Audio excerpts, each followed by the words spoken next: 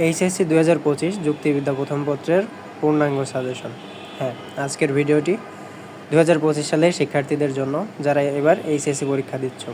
তো যুক্তিবিদ্যা প্রথম পত্র সৃজনশীল অংশে যেসব টপিকগুলো গুরুত্বপূর্ণ সেগুলো আজকে দেখানো হবে।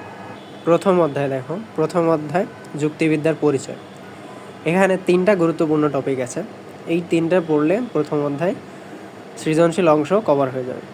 যেমন প্রথমে আছে প্রাচীন যুগ অ্যারিস্টটল,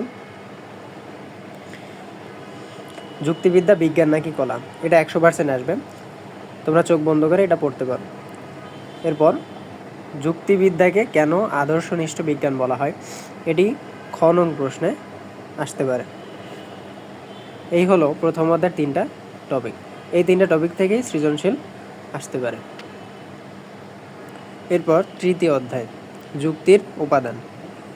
এখানে মোট টপিক আছে 7টার ভিতর প্রথমে দেখো এখানে আছে শব্দের 3 প্রকার: পদযোগ্য, সহপদযোগ্য, পদ নিরপেক্ষ।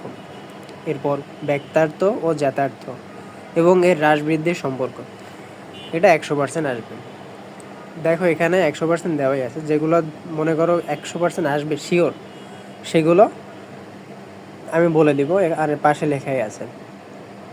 তো পরীক্ষার আর সময় নেই, পরীক্ষার আর মাত্র 2 দিন আছে। এই 2 দিনের ভিতর তোমরা সব বই সব টপিক পড়লে কভার করতে পারবা না। এর জন্য কিছু বাছাইকৃত যেগুলো টপিক বিগত বছরে এসেছে আবার এই বছর আসতে পারে সেগুলো নিয়ে আলোচনা করতেছি। তো এই প্রশ্নটা 100% আসবে। এরপর গুণ ও পরিমাণ অনুসারে যৌথভাবে যুক্তিবিদ্যা, নিরপেক্ষ ও সাপেক্ষ পদ এবং যুক্তিবিদ্যা, সকল শব্দই কি পদ, এটা খ নং প্রশ্নের জন্য পারফেক্ট একটা প্রশ্ন। এরপর স্বকীয় নামবাচক পদ কি, জ্ঞাতার্থক পদের প্রাপ্যতা, দেখো এটাও 100%। তো তৃতীয় অধ্যায়ের মাস্ট যে 2টা টপিক তোমরা পড়বা সেটা হলো 2 নাম্বার এবং 7 নাম্বার।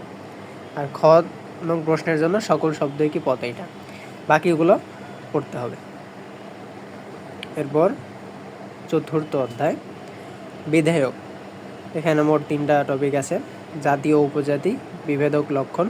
এটা আসতেও পারে নাও আসতে পারে, এটা একটু কনফিউশন আছে, কারণ এটা বিগত বছরে আসছে কিন্তু এই বছরও আসার সম্ভাবনা আছে, তবে শিওর না। এরপর বিধেয় ও বিধেয়কের মধ্যে পার্থক্য, খ নং প্রশ্নের জন্য উপলক্ষণ ও অবান্তর লক্ষণ, এটা 100% আসবে, এটা চোখ বন্ধ করে পড়তে পারো।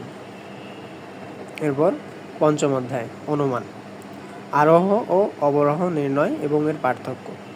যেহেতু পঞ্চম অধ্যায় মোট টপিকই আছে 2টা, তোমরা এখান থেকে কোনো টপিকই বাদ দিবা না, এই 2টা টপিকই খুব যত্ন সহকারে পড়বা। এরপর ষষ্ঠ অধ্যায় অবরোহ অনুমান। এখানে টপিক আছে মোট 5টা। প্রথমে দেখো মাধ্যম ও অবন্ধম অনুমান নির্ণয় ও পার্থক্য। এই প্রশ্নটা প্রতিবারই কমন আসে, এবারও আসবে, 100% এটা পড়তে পারো। আবর্তন ও প্রতিবর্তন 100%। তো যুক্তিবিদ্যা প্রথম পত্রের মোস্ট ইম্পর্টেন্ট যে অধ্যায়টা আছে সেটা হলো ষষ্ঠ অধ্যায়। এখান থেকে তোমরা অধিকাংশ কমন পাবা ষষ্ঠ অধ্যায় থেকে, ঠিক আছে। এরপর শূন্য বাক্যের আবর্তন কেন সম্ভব নয়, খদাকের জন্য সহমানুমানের নিয়ম লঙ্ঘনজনিত অনুপত্তি, এটার যে 1, 3, 4 আছে এই 3টা পড়বা, এখান থেকে 100% আসবে। সহানুমানে মধ্যপদের ভূমিকা খদাকের জন্য।